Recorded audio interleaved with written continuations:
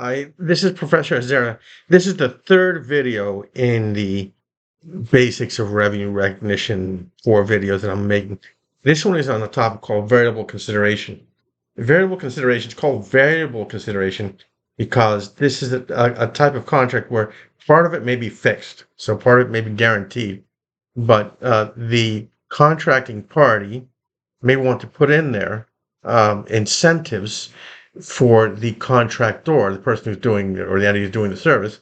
They want to put in their incentives to improve the efficiency or performance of the contractor. For instance, if the contractor is doing marketing work for you, maybe you want them to produce an advertisement or a video, whatever, which gets a high audience rating or which gets a high consumer rating. That would be good. Another thing would be product quality. If they produce a product for you, and if it's a good quality, you would pay them more than if it's an average quality.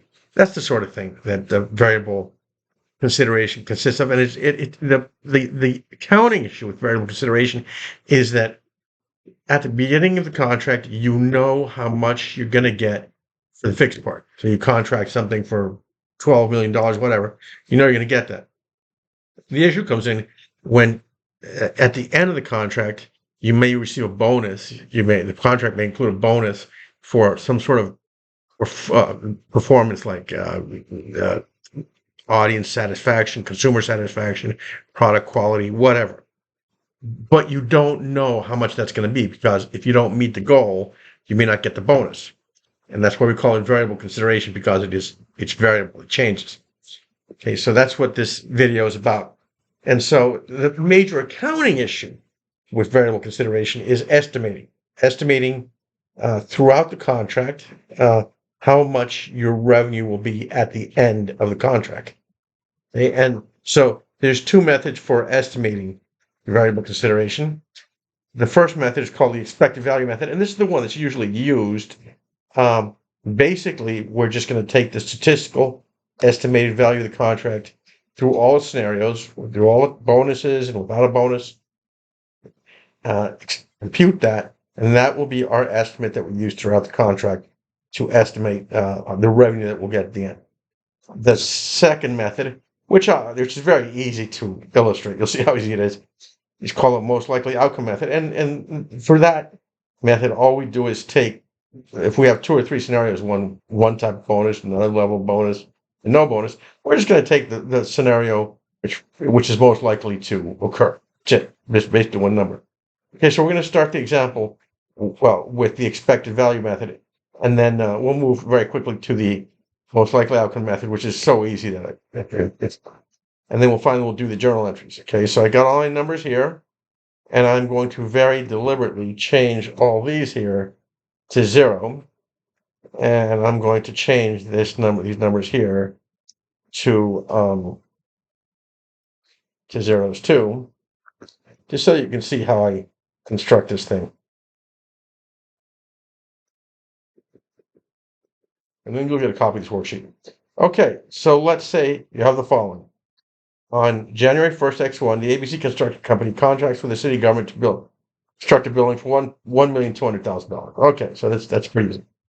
The contract is 6 months long, so it takes 6 months to build it. Okay, now in addition to the basic contract price of $1.2 million, the ABC company will receive a bonus on the final, based on the final quality of the building, based on the opinion of an independent expert. So the city is going to bring in an independent expert and say, is the building of really high quality, just high quality, or average quality? And so if it's of very high quality, the contractor will receive a 10% bonus once the job is finished. And the contractor will believe that there's a 15% probability that this will be the outcome of the independent inspector's opinion. The second level is a contractor will receive a bonus if the job is considered to be high quality, not very high quality, in the opinion of the independent inspector. Now, the contractor is pretty confident because the contractor, there's a 60% likelihood that they'll get this result, at least get a 5% bonus. And then finally, they're going to get zero bonus. They'll get that $1.2 million. They're not going to get any bonus if the contract inspector believes that the project is just of average quality. And the contractor thinks that there's a 25% likelihood that it'll happen. Okay, so here's what we got here. And I'm just going to go ahead and erase all this right here. Okay, and so you have three scenarios. The very high quality scenario, you have the 5%, that's a 10% bonus. The high quality scenario, 5% bonus, and there's no bonus, which is average quality. Okay, so let's look at the revenue. Now you're going to get 1,200,000. You're going to get 1,200,000, regardless of the fixed contract price, regardless of whether the project is of average quality or very high quality. So I'll copy this down here. Okay, and then the bonus is going to be, if it's very high quality, you'll get a 10% bonus. So the bonus here is going to be 10% times the contract price of 1,200,000. So you would get 1,120,000. Now, if it's of high quality, not very high quality, but just of high quality, then you're going to get a bonus. The contractor's going to get a bonus equal to 5% of the contract price. And then finally, if it's average quality, there's no bonus. So your total revenue for the very high bonus is going to be 1,320,000. For the 5% bonus, you're going to get a 6%. The high quality, you're going to get a $60,000 bonus. So your total revenue is going to be $1,260,000. Let's see if there's copies in here. And then if it's of average quality, you'll just get no bonus. You'll just get the fixed amount. Okay, now the probabilities are going to be very important because they're going to affect the expected value of each scenario. So this scenario here has a 15% probability that it's going to occur according to the contractor. Now the contractor is going to experience this. There's a 60% in the contractor's eyes. There's a 60% likelihood that they'll get the middle bonus, and there's a 25% probability that they will get no bonus. Okay, so they're pretty confident here. They think there's a 75% chance they'll get some bonus of some sort or other. Okay, now the expected value statistically of all these is just the percentage of probability that it'll occur times the total revenue. So the expected value of the 10% bonus is 198,000. The expected value of the 60% of the 5% bonus is 60%, so it's $756,000. And finally, the expected value of the no bonus is just a quarter of 1.2 million or $300,000. Now, this number here is statistically the expected value of the contract, considering all three possible scenarios and their probabilities. So under the expected value method, this is the number that we use as the estimate of the eventual revenue outcome of this contract, if we use the expected value method. Okay, now remember that there was a second method called the most likely outcome method, which we can also use. And that method is very easy. All you're going to do, and I did it down here, I believe, is you just take I'll put it, just blank this out here, and you just take the scenario with the highest expected probability, which is 60%, the total revenue of 1.26 million, and use that. Then if you use the most likely to occur method, let's call it, then you use 1,260,000. Now, this second method, this is only used in very simple situations when there's probably only two possibilities, bonus or no bonus. So it might be a 50-50 type thing. Okay, so we're going to concentrate on, we'll end up using this number for our example down here. Okay, now let's come down here to our example. Now, the main issue here, at least in this example, is not going to be the entries that you make over the 6 months. Keep in mind, remember that this building is going to take 6 months to complete. So you're going to recognize revenues over each month. You're going to recognize 1/6 of the revenue over each month. So the calculation is just going to be, you're going to take your expected revenue of 1,254,000 divide by 6, which is your 6 months, and that'll give us 209,000, which is 1/6 of the revenue. Okay, so we're basing our initial revenue estimate on the assumption that we're going to have a fixed contract of 1.2 million, which is done, and our expected bonus is 54,000. Now, obviously, it's not going to hit exactly the 54,000 because, none of the scenarios calls for exactly $54,000 bonus. You either get 120, 60, or 0. However, it does consider the 54,000, even though you'll have to make an adjustment at the end. Does consider all three scenarios. Just consider the strength of this one. So we're gonna for each month we're going to debit accounts receivable. They don't get paid till the end of the contract, 209, and credit revenue of 209.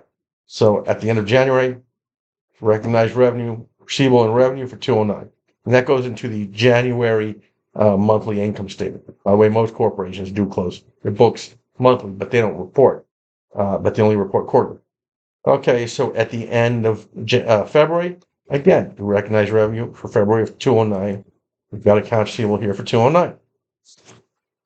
Then we come down here, and you've got accounts receivable here for 209 for March. You're halfway through, and we're revenue for 209. Notice that this 9,000 is 1/6 of the $54,000 expected revenue. Okay, the excess 9,000. Then you come down April, 4 months in, 209,000. When we get to May, 209,000 and 209,000. Okay, now we get to the end here. When we get to the end here, this is where the issue, especially in this example, is going to come in. It's the final entry depends on the actual result. And I'm just going to give you two results. One is assuming that you've gone through all the first 5 entries and you get the $60,000 bonus, which is the most likely one to occur. That's the middle range bonus. And then I'm going to give you a second scenario where you're going to get where you assume that they don't get the bonus, which is the 25% possibility bonus. Okay, so let's assume that they come to the end, and these are alternatives, by the way. You're not gonna have both. You're gonna have the first 5 entries plus either this entry here, the 60,000, or maybe you get nothing. And there could also be the 120, but that would be pretty easy. You wouldn't have to, I think, you used to be add more revenue. Okay, so cash. If you've got the $60,000, you're getting cash of 1.2 million plus 60,000. So you're going to get 1,260,000 will be your cash that you get. Now your accounts receivable here, you're getting paid 1.26 million, and what you've got to do is you've got to wipe off your receivables, and you've debited your receivable 5 times.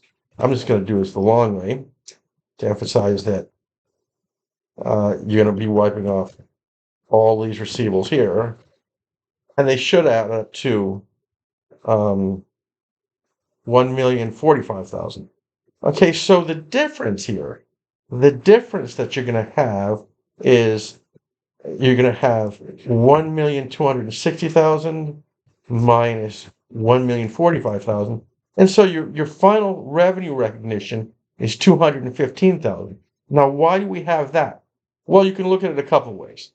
You could take this 209 you've been recognizing, and if you take the 209 times 6, that gives you 1,254,000, which means that you will have recognized a 6,000 too little bonus because you got paid a bonus of 60,000, but your original estimate was that you would get a bonus of, well, it's buried in here, of 54,000.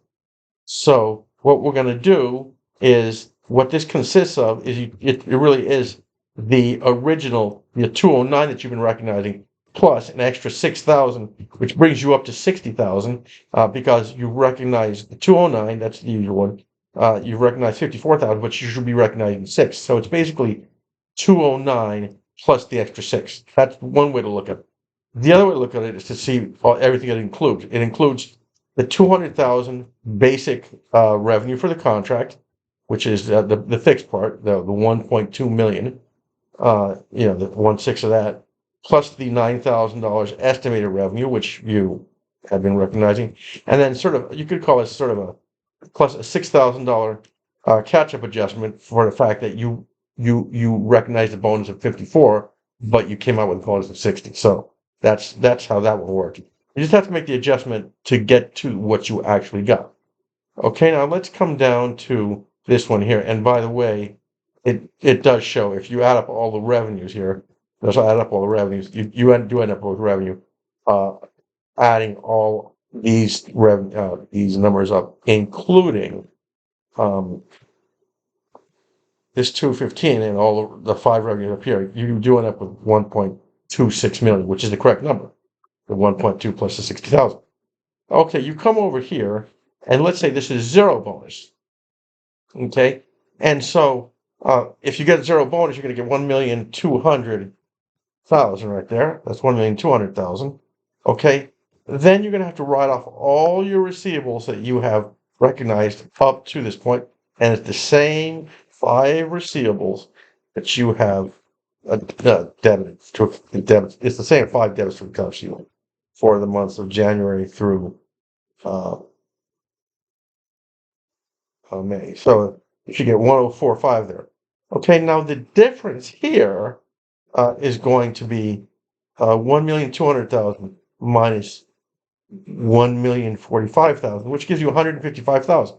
Okay, now how did besides the balance being enabling the entry to balance, how is that? Why are we doing that? Well, we're doing that because you should recognize 200,000 for each year. You should recognize 100,000 for each year. You were recognizing 9,000 too much for each year because you ended up with a 0 bonus, remember. So each of these should have been for 9,000. So what we've got to do is back out 9,000 times 5, which is 45,000.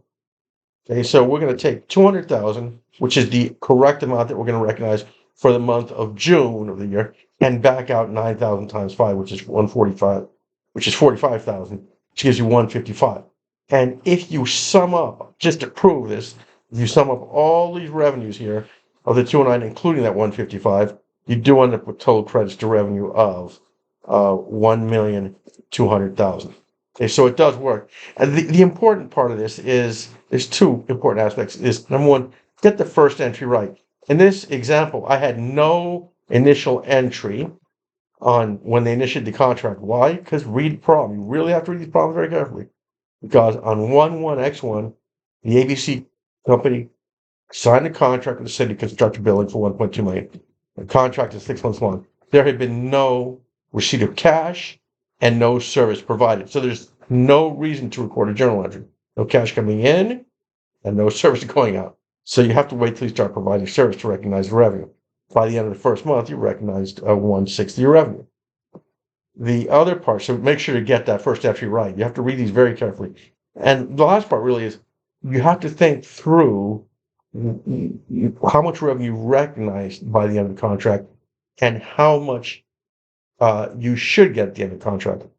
In this case, you should have gotten 1.26 million. So you needed to recognize revenue of the 209, which for the last year, you've been recognizing 209 all along. So you should recognize 209 plus an extra 6,000 to get it from 54,000, which is the amount that you estimated originally. You estimated that you'd get 1.25 million, 1,254,000, 54,000 being the bonus. However, you ended up getting 60, so you added that extra 6. Down here, you recognized $9,000 for 5 months.